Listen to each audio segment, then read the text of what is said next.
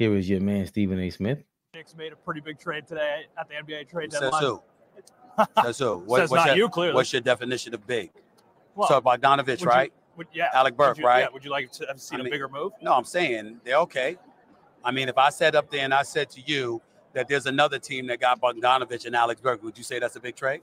Not necessarily. Well, then why are you saying it's a big trade for the Knicks? Because it matters. Because of our roster. You goofy ass nigga. Because of our roster. It's a family show. Let's not. Because of our roster. Barney. Like, what are we talking about right now?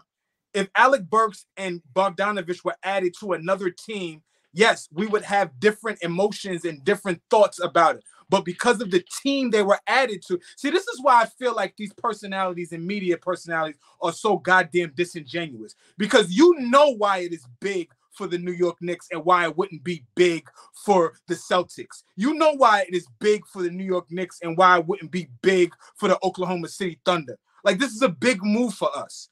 It bolsters our roster.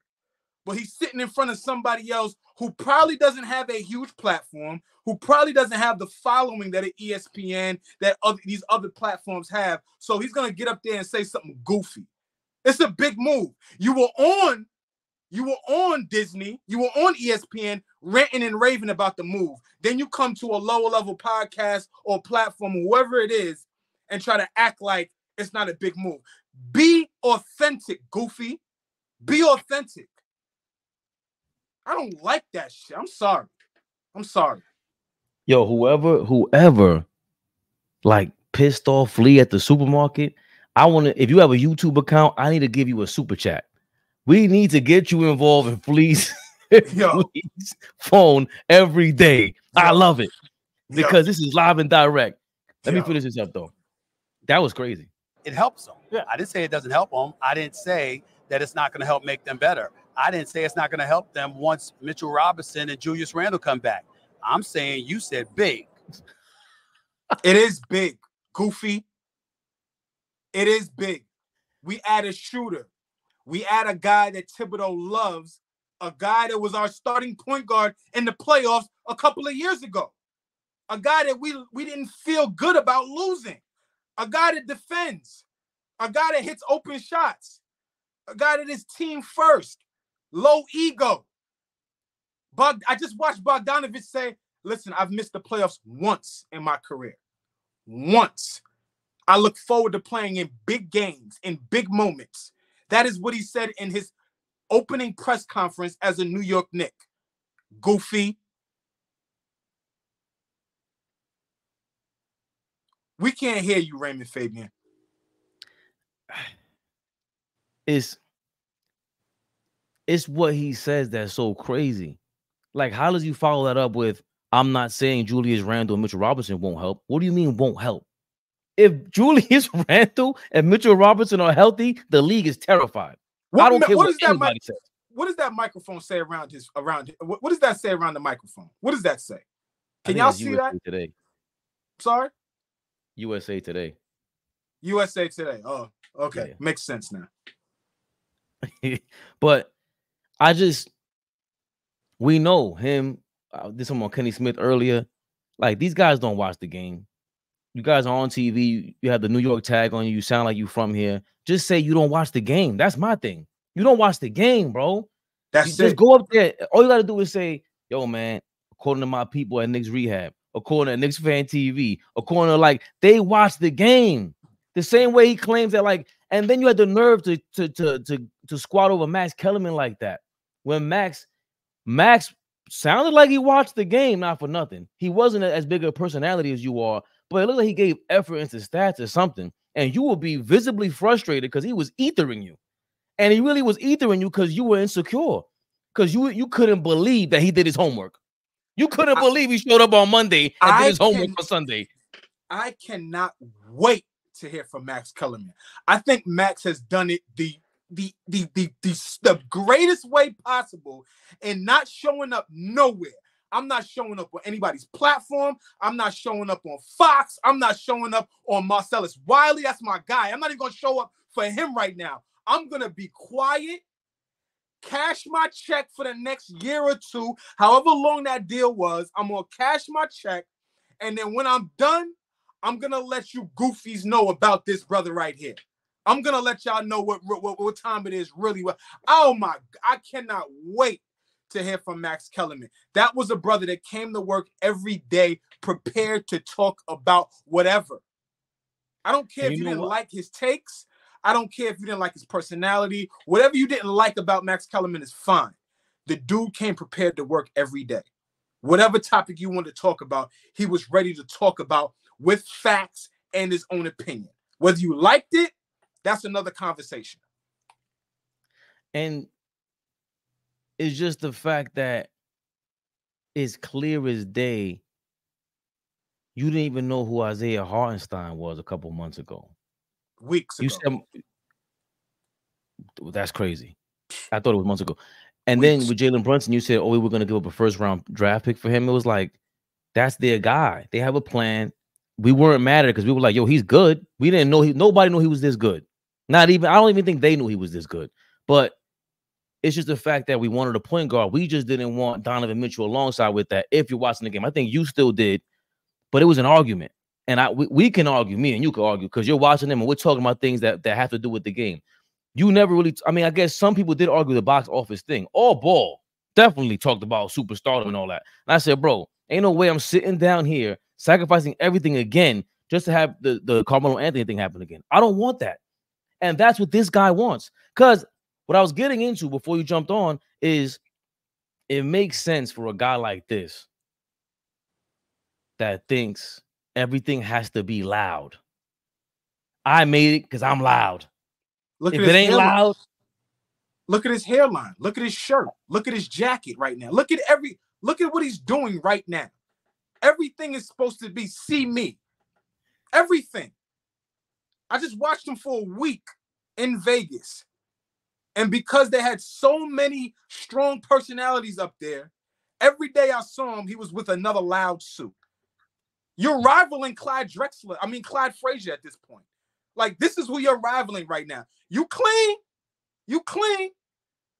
but you're obviously making a statement by your wardrobe, respectfully. Like, come on, like this is finish up. I'm sorry. Nope, I'm done. Go ahead. If you're gonna tell me big while we sitting here at Super Bowl week on Radio Row, I need something more than Bogdanovich. They had gone out and they've got a DeMar DeRozan or something like that. Okay, now we talking. With Alex Burke, Bogdanovich, all right. I mean, it helps. It doesn't make them worse. It makes them better. But I'm not jumping for joy.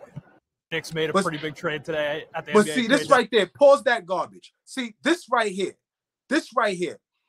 Real guys that are invested in the game of basketball, real guys that sit down and really study it. I said it earlier to somebody, and I ain't even going to name drop them because, respectfully, they don't even deserve a name drop right now. I love you to death, but you ain't getting a name drop right now.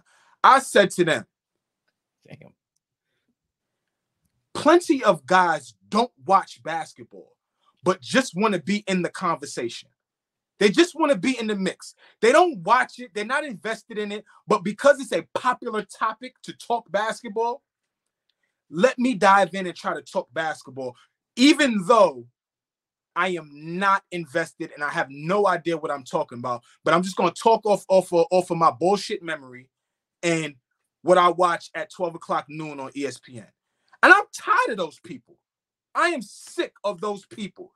We need to draw a line of demarcation in the sand for the people that really love it, like me and yourself, Fabian, and for the people that just want to just talk just to be in the conversation and in the mix.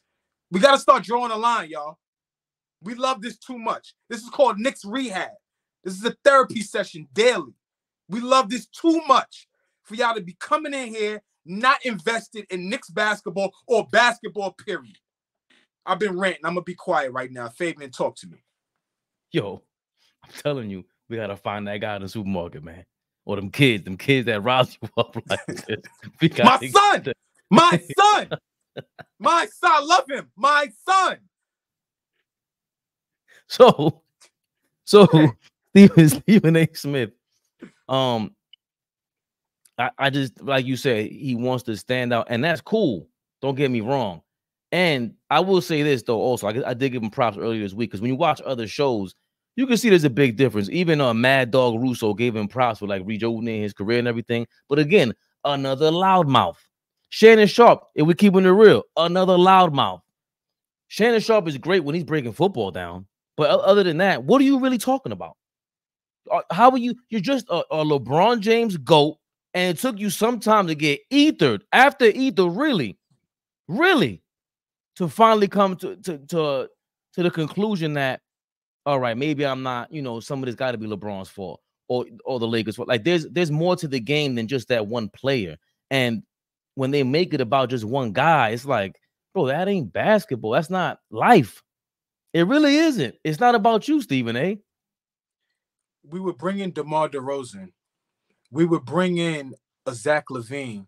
We would bring in a Donovan Mitchell. We would bring in a star caliber player to, one, demand 15 to 20 shots a game, minimum. That's just is what it is. When you're on the court and you are that type of player, you need the ball in your hands to be effective and to be a part of winning basketball. So some guys like that would take shots away from, once we get healthy, a Julius Randle, a Jalen Brunson, guys who have put us in position for us to be even able to go and get somebody, for people to be even interested in playing for us. So you hit doubles and singles until you get an opportunity for a guy like Giannis, for a guy like Joel Embiid, for a guy like Anthony Davis. These are polarizing figures that when they come to the team, yes, the pecking order changes. But no, I'm not willing to jeopardize the pecking order for DeMar DeRozan, for Zach LaVine, for Donovan Mitchell, when we've built a team that is potentially 2, 3, 4 in the Eastern Conference, when we've built chemistry, when we've built the defensive identity. When you bring in those type of guys, you're bound to step back before you go forward. With a Bogdanovich and an Alec Burks, you're bound to stay even or take a leap. We're not going to take a step back trying to add those guys into the mix. We're not going to have to figure out how to find them shots. These guys are coming to the team looking to add on us, for what Tibbs brings us defensively, our defensive identity. They have to bring that or you won't see the floor. Bogdanovich is going to come and hit open shots. He's a 20-point per game scorer right now. You understand what I'm saying? So if you do bring in the guys that Stephen A. Smith says is lights, camera, action, Mr. Cheek style, right? If we bring in that type of guy, then it changes what we're doing. If we bring in guys that feel like we're hitting doubles and singles, it just adds to, when we get fully healthy, scary. Very, extremely scary. And I think that happens when anything becomes super popular, becomes into the, what they call it, not the Uber, the zeitgeist, like the most popular thing in the world right now. Like the Knicks went from laughing stock to now they're entering a zone where it's like Stephen A. Smith is a mainstream guy. We know he doesn't watch us. He only watches mainstream stuff. So he has to talk about them now. And a lot of people are talking about them.